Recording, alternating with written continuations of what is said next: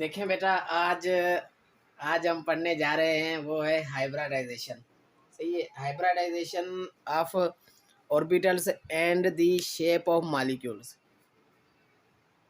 पंजाब से पढ़ने जा रहे हैं क्या?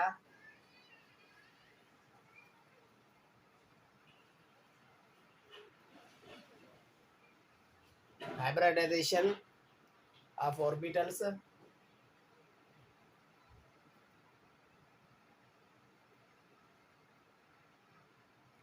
And shape of molecules.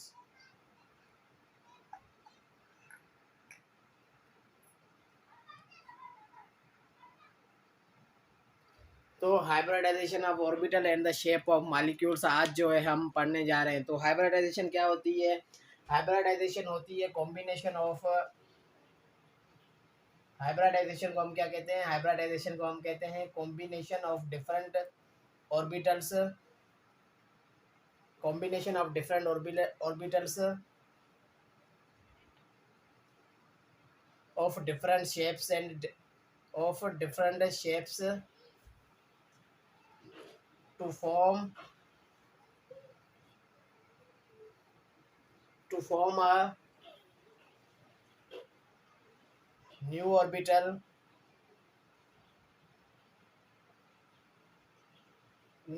orbital, with same shape, with same shape and equivalent of energy, equivalent of energy, उसे हम हाइब्रिडाइजेशन हम उसे कहते हैं ये जब हम आपको पता है डिफरेंट ऑर्बिट होते हैं और डिफरेंट शेप के होते हैं, डिफरेंट स्ट्रक्चर के होते हैं, डिफरेंट उनकी एंगल होती है, डिफरेंट उनकी एंगल होती है, उसको जो है हम एक न्यू ऑर्बिटल में बनाएंगे। मगर क्या होना चाहिए? मेन चीज़ ये होनी चाहिए कि उनकी एनर्जी जो है इक्विवेलेंट होनी चाहिए। ये है हाइब्रिडाइजेशन। तो आपने जो है फर्स्ट ईयर में ये पढ़ा हुआ है, फर्स्ट ईयर में आपने क्या पढ़ा हुआ है? फर्स्ट ईयर में आपने जो है वीबीटी पढ़ा हुआ है, वैलेंस बॉन्ड थ्योरी आपने पढ़ी हुई है। वो ये कहती है कि वो उन वैलेंस बॉन्ड थ्योरी के हिसाब से, वैलेंस बॉन्ड थ्योरी के हिसाब से जो कार्बन होता है वो डाइवैलेंट होता है। आपको पता है कि सबसे पहले मैं आपको एक चीज़ बताने जा रहा हूँ, वो है इलेक्ट्रॉनिक कॉन्फ़िगरेशन। इलेक्ट्रॉनिक कॉन्फ़िगरेशन लाजमी बात है, आपको आनी चाहिए इलेक्ट्रॉनिक कॉन्फ़िगरेशन। तो इलेक्ट्रॉनिक कॉन्फ़िगरेशन आपको पता है क्या है? वो आपको पहले भी याद होनी चाहिए, अगर नहीं याद तो मैं बता रहा हूँ। वो है 1s 2s 2p 3s, 1s 2s 2p 3s 3p 4s 4p 5s 5p 3d 4s। ऐसे जो है ये इलेक्ट्रॉनिक कॉन्फ़िगरेशन हमारी होती है। मगर हमें इलेक्ट्रॉनिक कॉन्फ़िगरेशन ऐसे होती है, मगर हमें इलेक्ट्रॉनिक कॉन्फ़िगरेशन नहीं, यानी ये जो है एक बेसिक कॉन्सेप्ट आपको सिर्फ आना चाहिए था। इलेक्ट्रॉन इसका एक जो है आपको जो है सिर्फ एक कॉन्सेप्ट आना चाहिए था। किसका कॉन्सेप्ट आना चाहिए? Electronic configuration. आपको पता होगा कि इलेक्ट्रॉनिक कॉन्फ़िगरेशन क्या है। तो सबसे पहले वैलेंस बॉन्ड थ्योरी ने क्या किया? उन्होंने कहा कि कार्बन जो है डाइवैलेंट होता है। तो हम आते हैं कार्बन पे। कार्बन का एटॉमिक नंबर आपको 6 होता है।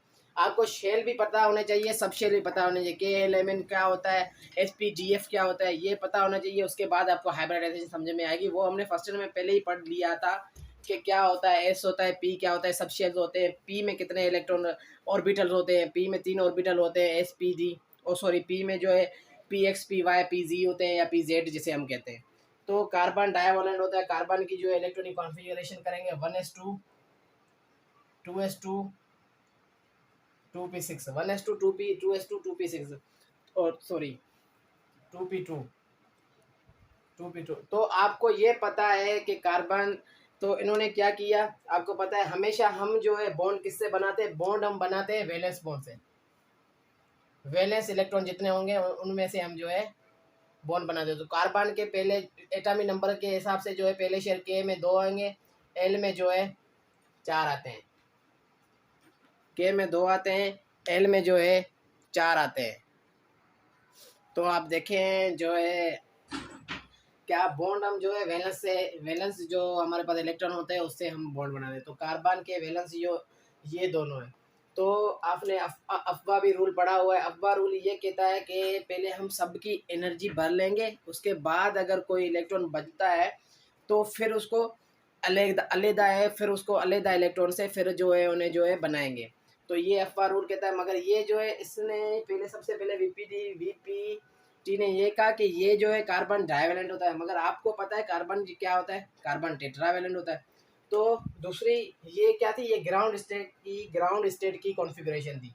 ये इन्होंने किस चीज़ की दी थी, ये इन्होंने दी थी ग्राउंड स्टेट की।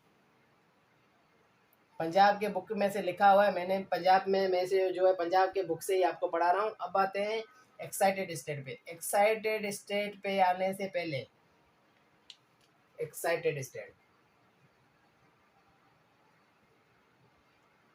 एक्साइटेड स्टेट आपको पता है, एक्साइटेड स्टेट पे जब हम लेते हैं कोई भी इलेक्ट्रॉन अगर हम एक्साइटेड स्टेट पे लेते हैं तो उसके लिए हमें जो है क्या करना पड़ता है, अफवाह रूल फॉलो करना पड़ता है और एक इलेक्ट्रॉन शिफ्ट करना पड़ता है दूसरे इलेक्ट्रॉन के लिए। एक्साइटेड स्टेट का मतलब ही ये एक शेल से इलेक्ट्रॉन शिफ्ट हो जाए दूसरे शेल पे, यही है ना एक्साइटेड स्टेट का मतलब। तो अब कार्बन सेम ही है, C6 से कार्बन 1s2 2s2 2p। अब पी के जो 6 इलेक्ट्रॉन आपको पता है, पी में 3 ऑर्बिटल होते हैं, वो कौन से होते हैं, 2px 2py 2pz। ये 3 इलेक्ट्रॉन होते हैं किसमें, पी में। तो यहाँ पे जो है, यहाँ पे मेरे पास 2s के पास 2 है, तो यहाँ से मैं जो है अफवाह रूल फॉलो करूँगा। अफवाह रूल फॉलो करूँगा तो यहाँ पे एक इलेक्ट्रॉन इधर आ गया, एक इलेक्ट्रॉन इधर तो आ गया, ये तो 6 पूरे हो गए क्योंकि 6 ही थे एटॉमिक नंबर कार्बन का। मगर मैं क्या करूँगा, अफवाह रूल फॉलो करूँगा। क्यों, किस लिए, क्योंकि मुझे जो है ये जो 2 पे जो है ना, इसमें से एक इलेक्ट्रॉन शिफ्ट करूँगा मैं इस पे, क्योंकि मुझे जो है वैलेंसी मतलब एनर्जी इनकी पूरी करनी है, सेम एनर्जी करनी है, एनर्जी पूरी करनी है। अब आपको पता है अगर मैं इन दोनों को मिक्स कर दूँ, 2s को और p को, तो ये तो डिफरेंट है। अब इसे कैसे मिक्स करेंगे। और एक दूसरा सवाल ये आता है कि एक्साइटेड स्टेट से अगर एक इलेक्ट्रॉन निकला है, पी जेड में गया है, तो उससे एनर्जी कैसे बनी, उससे उससे कौन सी एनर्जी थी जिसने जो है एक्साइटेड स्टेट में से एक इलेक्ट्रॉन को निकाला और 2pz में डाला, तो वो कौन सी एनर्जी, वो एनर्जी थी जब आपको पता है जब हम कोई भी बॉन्ड बनाते हैं, तो कोई भी बॉन्ड बनाते हैं अब तो एक एनर्जी रिलीज होती है, सब कोई भी बॉन्ड बनाते हैं तो एक एनर्जी रिलीज होती है। तो उस एनर्जी को कोई भी अगर हमने बॉन्ड बनाया, मैंने सपोज करें मैंने 2 और s का और p का जो है बॉन्ड बना दिया, यहाँ पे मैंने जो है sp3 बनाया, एक s का 3 p के आ गए, sp3 तो आ गया। अगर मैंने यहाँ पे बॉन्ड बनाया तो s और 3 के बीच में कौन सा बॉन्ड बनाया, कोवेलेंट बॉन्ड बनाया। तो ये क्या करता है, कोवेलेंट बॉन्ड एक एनर्जी रिलीज करता है। बॉन्ड बनने से, एक बॉन्ड जब बनता है तो एक्सोथर्मिक प्रोसेस होता है, आपको पता है उसमें से क्या होती है, एनर्जी रिलीज होती है।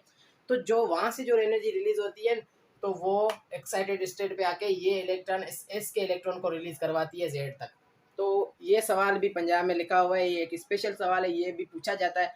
तो इसका जो है कॉन्सेप्ट सिंपली यही है कि हम क्या करते हैं, जो है बॉन्ड बनाते हैं कोवेलेंट बॉन्ड, तो उसकी जो एनर्जी निकलती है तो वो जाके पी 2pz से एस के इलेक्ट्रॉन को निकालती है, वो 2pz से जो है मिलती जाती है, जाके मिलती है। अब ये आ गया हाइब्रिडाइजेशन कॉन्सेप्ट।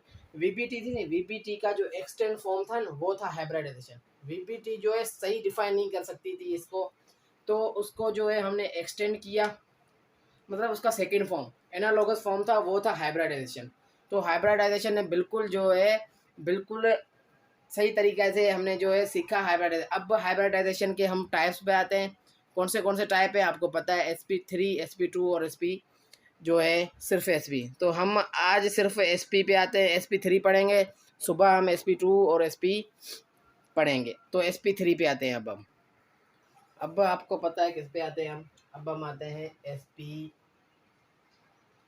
पे। sp3 आपको पहले तो इनके शेप आने चाहिए। आपको पता है s का शेप क्या होता है, sp होता है, और स्फेरिकल होता है, स्फेरिकल होता है तो ऐसे होता है। अब ये स्फेरिकल तो बन गया, अब इसमें 3 ही डायरेक्शन हम कौन से भी ले सकते हैं। सपोज ये मैं एक्स एक्सिस ले रहा हूँ, और सॉरी यहाँ पे जो है ये मैं वाई एक्सिस ले रहा हूँ, ये एक्स एक्सिस ले रहा हूँ, ये जी एक्सिस ले रहा हूँ, तो sp3 स्पेरिकल्स में जो है मैं कौन सा भी डायरेक्शन ले सकता हूँ।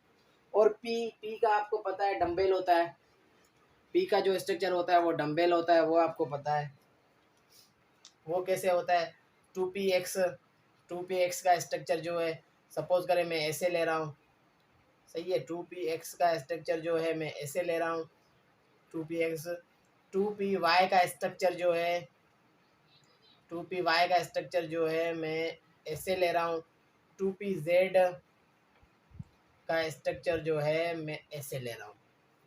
तो ये शेप आपने जो है फर्स्ट ईयर में भी पढ़े हुए हैं। अब हम आते हैं sp3 पे।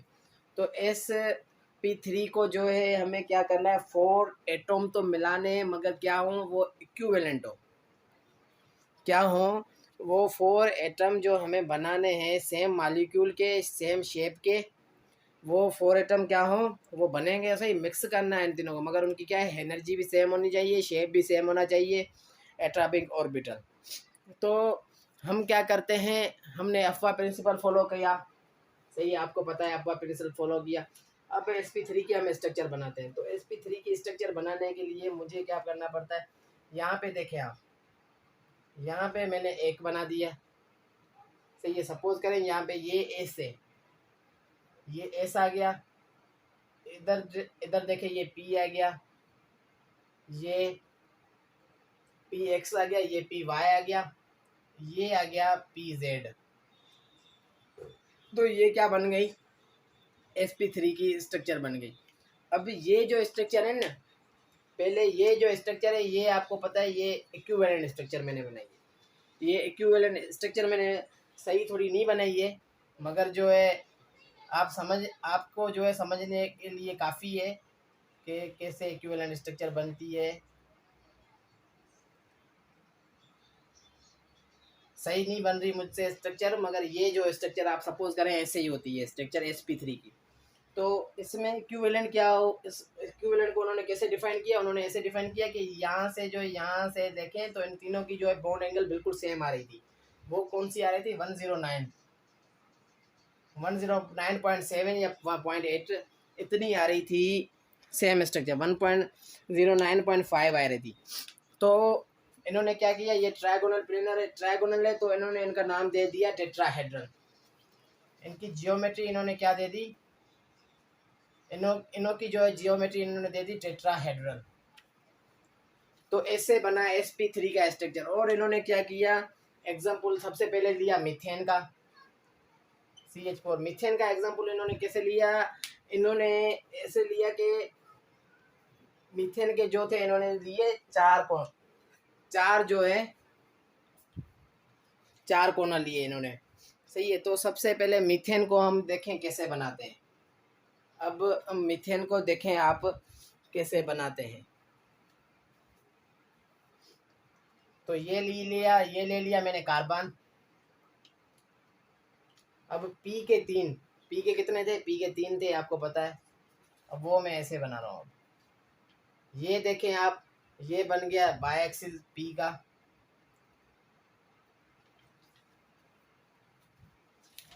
ये आ गया, ये पी का आ गया एक्स एक्सिस,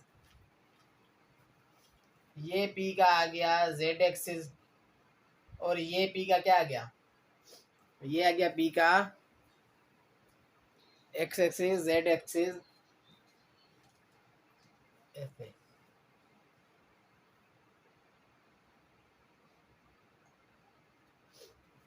कैसे,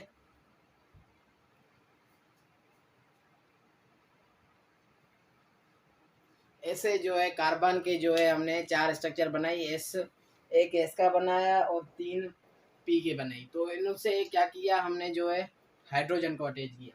तो हाइड्रोजन में एक ही वैलेंस इलेक्ट्रॉन है, तो आपको पता है उसकी शेप क्या बनेगी, उसकी शेप स्फेरिकल बनेगी। तो ये आ गई हाइड्रोजन की शेप।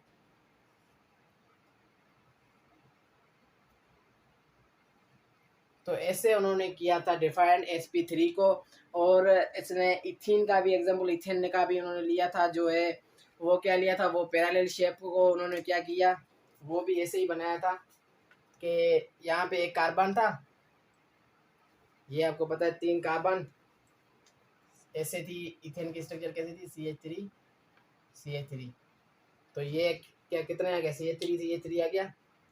तो यहाँ से जो है एक यहाँ से, एक यहाँ से, और यहाँ पे कार्बन, एक इसकी स्ट्रक्चर ऐसे बनी, ऐसे 3 स्ट्रक्चर इनकी बनी, और एक इधर से बनी। तो ये क्या किया, ये इन्होंने जो है पैरेलल क्या किया, ओवरलैपिंग की। तो यहाँ पे एक सिंगल बॉन्ड बन गया। तो ये थी इथेन की स्ट्रक्चर। तो इन्होंने इथेन की स्ट्रक्चर ऐसे बनाई। ये हो गया हमारे पास sp3। तो sp3 हम जो है sp3 को ऐसे जो है डिफाइन करते हैं। तो आपको पता है हाइड्रोजन से जो है इन्होंने बॉन्ड बना लिए। तो हाइड्रोजन से बॉन्ड क्यों बनाए, क्योंकि इनका जो है ऑक्टेट पूरा हो गया। देखें आप,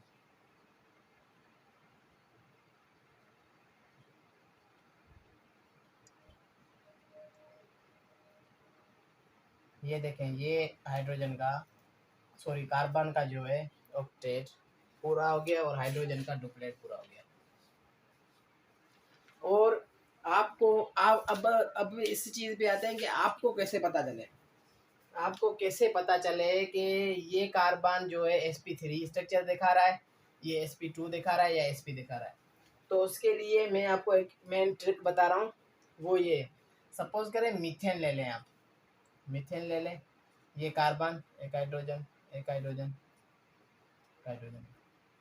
तो आप क्या करें, आप उनके कॉर्नर देखेंगे, क्या करना, कॉर्नर देखेंगे। देखें आप, ये हाइड्रोजन एक कॉर्नर, 2 कॉर्नर, 3 कॉर्नर, 4 कॉर्नर। तो 4 कॉर्नर देखें तो उसमें एक हम दे देंगे एस का, और 3 पी के दे देंगे। तो ये हो गया sp3। अगर किसी कार्बन में, अगर किसमें जो है 2 है, 3 कॉर्नर है, तो एक एस का आ गया और 2 पी के आ गए, तो sp2। तो sp3 को जो है आपको जो है कोई भी दिखना हो तो उसके लिए आपको कॉर्नर देखने पड़ेंगे। तो आज के लिए इतना काफ़ी है।